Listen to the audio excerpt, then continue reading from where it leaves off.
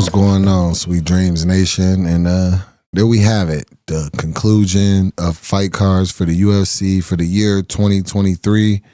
And yeah, we got two champions that remain and still, Pantoja and Leon Edwards. For the most part, for I'm gonna go over the whole card, but like for the most part, I say the prelims delivered more so than the main card did. We're going from the main event. Colby Covington.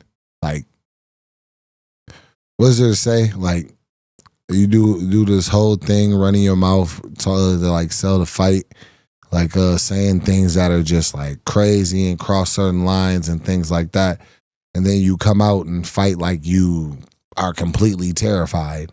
You know what I mean? Like Leon, like I wanted to see a knockout. I ain't gonna lie. I wanted to see him get slept, bang, knocked unconscious, you know, but he got embarrassed. He got embarrassed in like completely. He got dominated in every single facet of the fight. He got beat standing, hands, clinch, grappling, wrestling. He got out wrestled. He tried to take Leon down. Leon was able to stuff his takedowns. When Leon went for a takedown, he was able to sit him down. He was able to put him down and actually control him and put, you know what I mean, and make him have to grapple. It was crazy. It was crazy. It was a one-sided fight.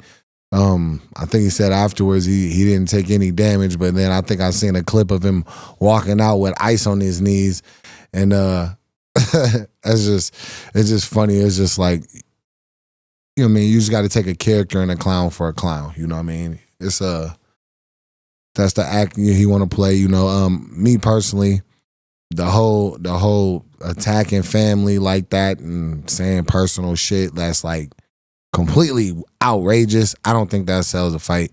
I mean, maybe it does, but if it does, like, I mean, them ain't really the type of fans that I want to have. You know what I mean? That's really into it because of like bullshit like that. But yeah, bro, do whatever. The co-main event, Alejandro Pantoja versus Brandon Royval, was pretty much one-sided also. Up until, like I say, like the end, like I think it was like maybe fourth round, into the fourth round, and then the fifth round. Brandon's cardio showed. That was the one thing that was glaringly obvious between the two. Although Pantoja, I think I gave him 4 rounds to 1. He got tired. He got tired really, really pretty quickly. He was breathing rather hard, really hard, and he looked like he was with some on point striking, he would have been able to be taken out of there. Brandon Royval tried to make a push. You know, he did. He seemed to be the better conditioned fighter, to have the better gas tank to go last throughout the 5 rounds, and he was able to pour it on a little bit at the end. He wasn't able to be as precise, and he just couldn't stop the takedowns of Pantoja. Pantoja, whenever he wanted to, he was able to take him down early on. He was putting the right hand on him, catching him pretty clean, with mixing that with a body kick that did a lot of damage, I think, as well. And then just the fact that he was just able to put him down and just keep him down whenever he wanted to, and make it hard for Brandon. And from there, the champion remains. I do believe that Pantoja does that cardio conditioning is something that he will have to address, because getting tired when I think it was like after like the second round. He was tired after towards the end of the second round, or at the end of the second round, against a guy that has good pressure, good pace, and things like that you aren't able to really hurt and do damage on early. And it was just actually able to make a dog fight in this condition to go through that like that. Bro, that could be a thing. Like what's his name? Cape Miguel Cape Miguel. What's you know, the one who was supposed to fight Kai Card France, who got into it with Izzy in Australia. But yeah, I think I think he could be a really good challenge for him. That fight would be very, very interesting. I think him versus Pantoja offers a lot of fireworks and a lot for all of that. And I think he's on a win streak, and he's actually taking out some of the top guys in that division. He might be next, and that's definitely a challenge for Pantoja. So yeah, good to see that. Shavkat Rogmanov versus Stephen Wonderboy Thompson. It was an interesting fight. While it lasted, Wonderboy looked sharp. Wonderboy looked sharp. He looked like Wonderboy. While one thing that came out after the fight, and then I believe Tuco, or another guy at the gym training down at Kill Cliff, he actually said like his ankle, Shavkat's ankle or something was messed up, which we now know that I believe they came out and said he had a break or a tear or something in his ankle. Not 100% sure, so he wasn't throwing kicks. He looked a little bit off in his movement and how he was coming at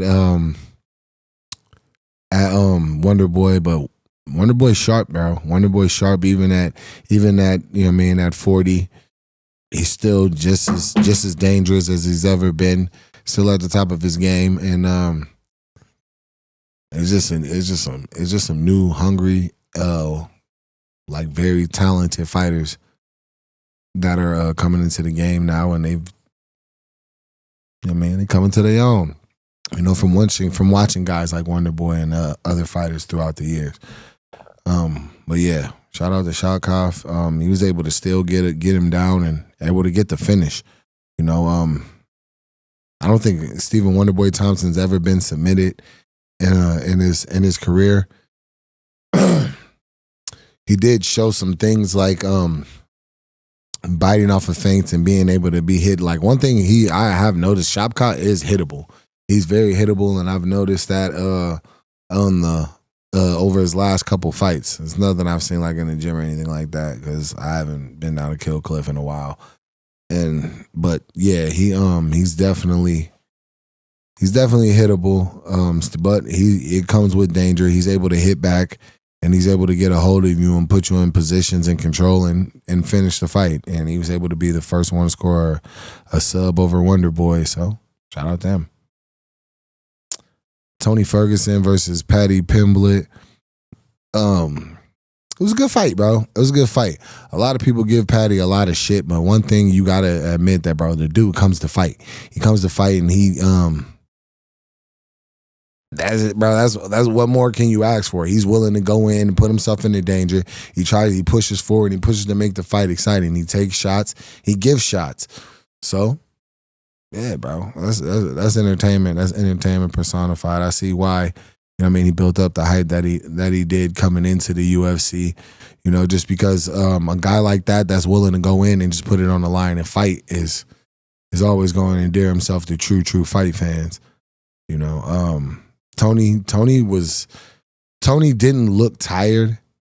He just looked like he looked slow.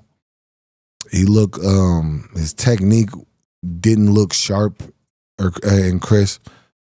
He had moments later on in the fight where his cardio is still intact and is still world class, that it started to wear. You know, Paddy started to get a little tired, because I think Paddy was trying to finish him and get him out of there and land some big shots, which he was landing big shots. Tony was able to weather the storm through that and still not be finished, even when he was hit and wobbled, and Paddy was jumping on him looking for the finish, and you know, started opening up and getting loose and finding his shots and things like that. Pause. That sounded a little crazy, but yeah, bro. I think it's time for Tony to hang him up. I mean, at least at this level, he can go box or like maybe like grapple or something. But like at this point, bro, it's like 7 straight losses. Like guys outside, and this is including guys that are not even ranked. You start to, you know what I mean? You gotta start to be real with yourself at some point. You know, we all love Tony. We love to see him fight and things like that. Even though he is kind of strange, he does certain things. Like some things he did do, like the press conference thing. Like he went from trying to come after Kobe to trying to be his best friend. America, all that shit. You know what I'm saying? And it was just like, for one, that shit was strange. Like, that's America, yeah, fuck yeah, hell yeah. Like, that shit weird, bro. You know what I mean? But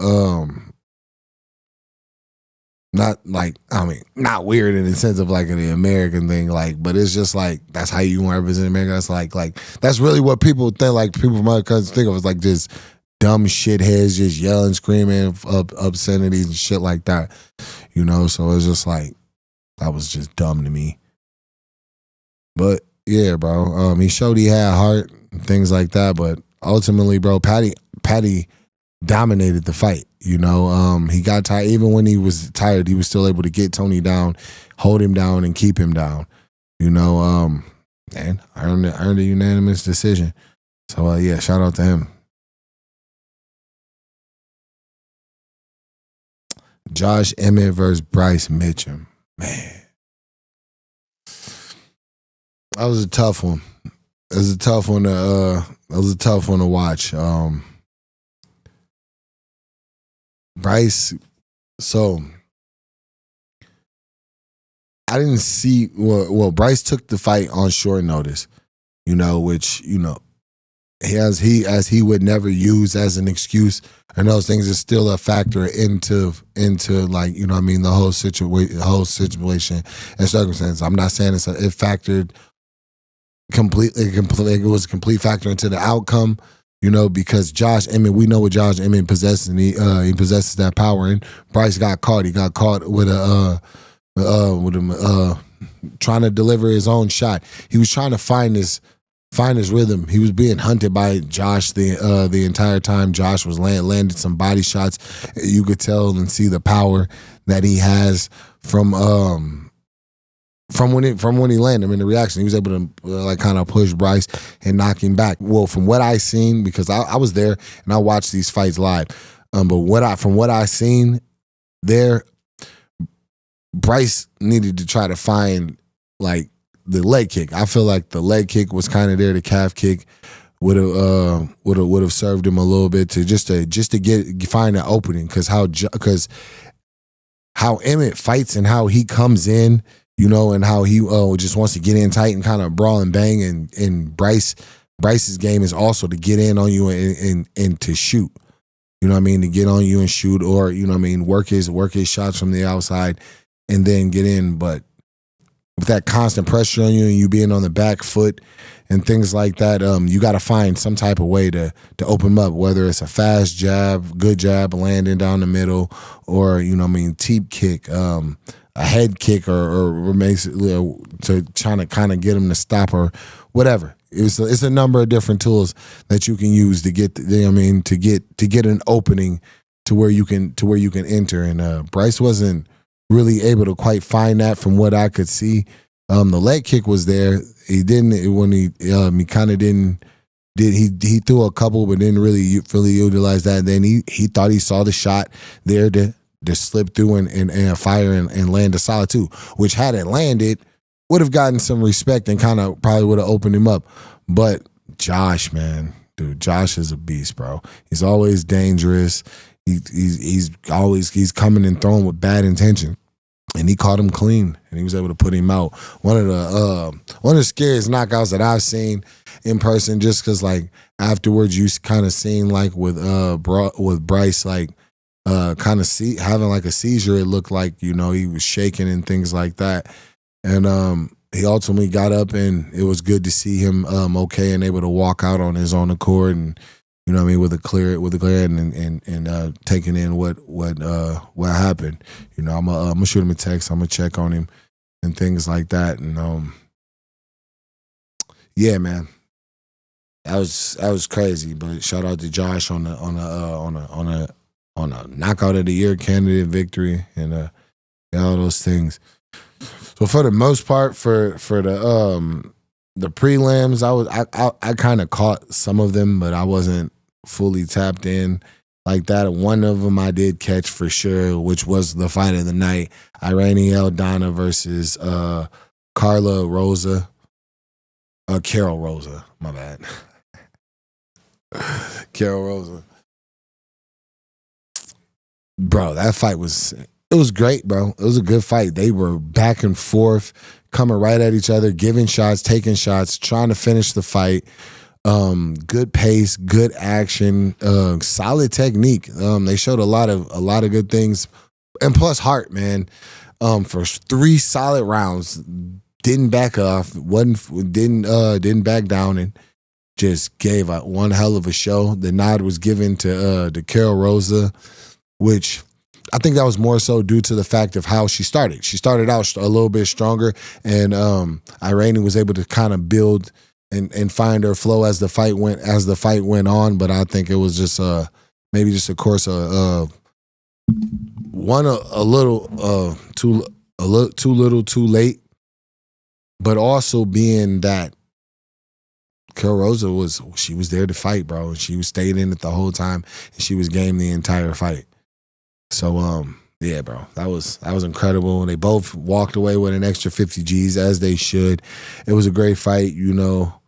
And yeah, there was all finishes from the beginning of the card. Shout out to the you know what I mean, the champ Cody Garbrandt going in, getting a knockout. I know he's had a rough go, you know, over time, and he's finding his swag. He's in a good place right now. I've been seeing him since I've been out here in Vegas, you know, for my rehab, and he looked locked in. He looked good, and I'm glad he was able to go in and get the result that he did. Shout out to you, champ.